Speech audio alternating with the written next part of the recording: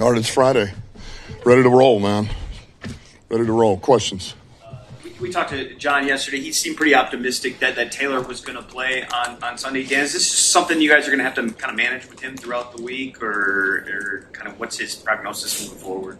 Yeah, well, he's got a little bit of something here, and so we're just trying to buy him some time here to where he feels better. And then a lot of it, too, is the luxury of Decker's played a lot of football, and so he'll be ready.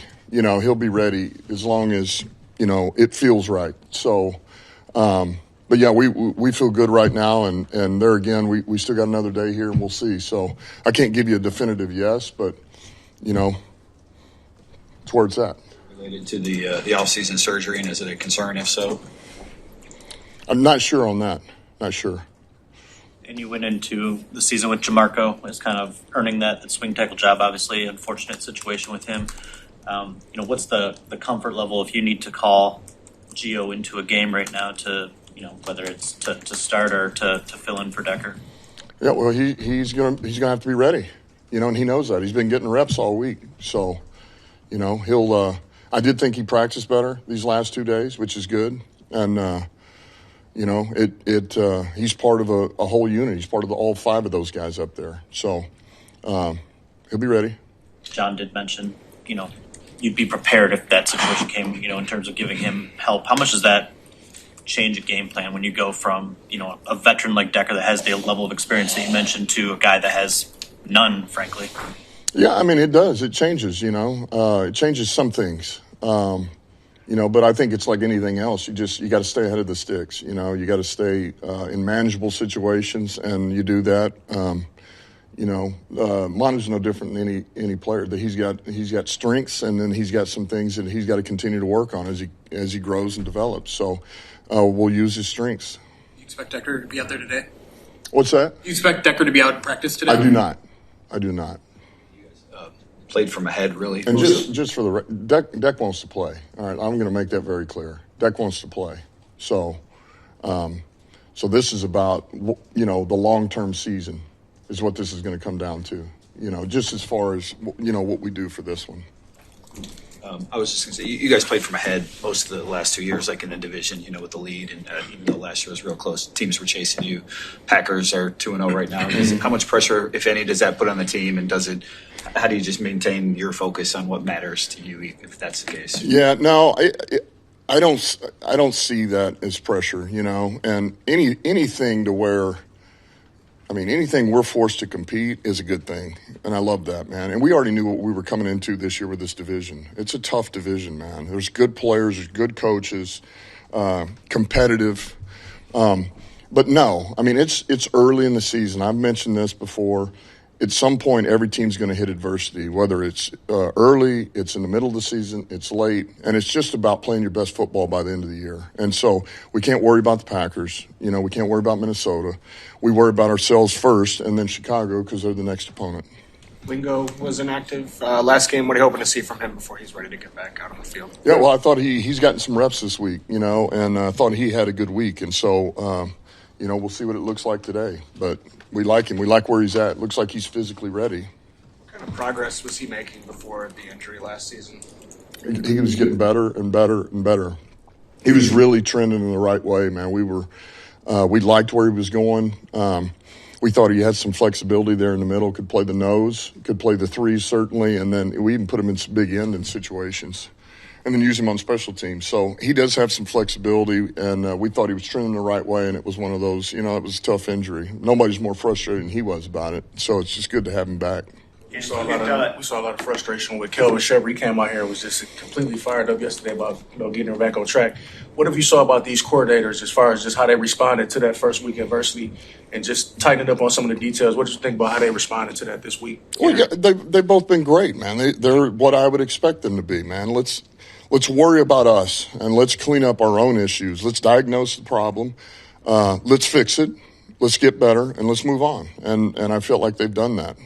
If Baki progresses to a point where he can get back, just what kind of boost can he give you on teams, both in coverage and the return game? Significant. Yeah, he's an outstanding special teams player. Significant. What are some of the hallmarks of a sound defense? Well, somebody asked me this the other day, and they play hard, they're smart, they're disciplined, they're aggressive, they're tough. I think I stated it all.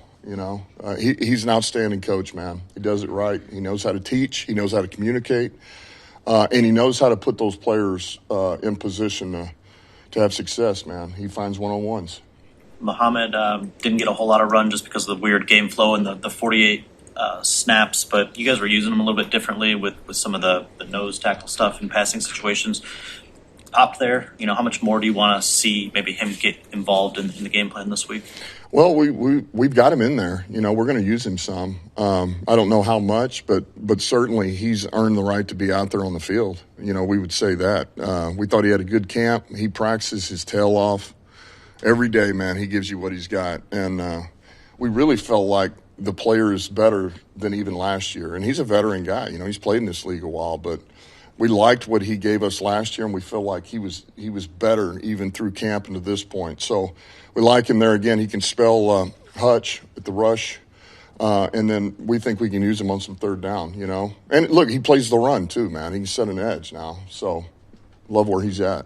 One more on the pass rush. That's obviously, a point of emphasis, some urgency there. Mm-hmm. But when you have a quarterback like Caleb that can escape in so many different ways, how do you what's the point of emphasis as a coaching staff on the mental approach of making sure you're getting after him, but also not letting him escape? That's the trick, isn't it? That's the trick. Caleb's a phenomenal athlete. He is. He's so dangerous when he gets out of the pocket, and so if you're not careful, you'll paralyze your guys, and you'll just stand there, right? And now he buys time in the pocket, and then if you rip and roar and you're gone, and you open lanes up, well, he's gone there too. So there is a fine balance. We've tried to emphasize that. I thought our guys did a really good job yesterday. Kyle Allen gave us some looks, some really good looks, a lot of scramble looks, just, working it and trying to simulate him as much as possible, which is always going to help, But that's really what you do, man. You're constantly coaching the balance of the two. That's what you're doing. You're talking about it on tape. You're doing it in practice. You're repeating plays. You're just, but that is the emphasis. Kyle's got a little Caleb in his legs, huh? What's that? So Kyle's got a little Caleb in his legs. Well, I'm not saying that, but I'm saying it's as close a look as we can give where we're at right now. The other aspect of the run game is Swift, and Ben wants to run just like you guys do. Your run defense was pretty good the other day. Mm-hmm. Just what does Swift do for their running game, and how important is it to make sure that you get that shut down first? Yeah, well, that's the starting point for us. We cannot allow teams to run on us, and we know Swifty. Swifty's an explosive athlete, man. He finds a crease and he is gone. Powerful legs, quick, explosive. So we got to bottle him up, gang tackle, not let him get going, and we can't let them establish the ground game. As much as the noise at Lambeau compounded the communication issues up front, how much will it help just to be on your home field for this one? Oh, it'll help. Look, first of all, it's going to help because it's game 2. So you shake some of that out of you. You got the first game under your belt.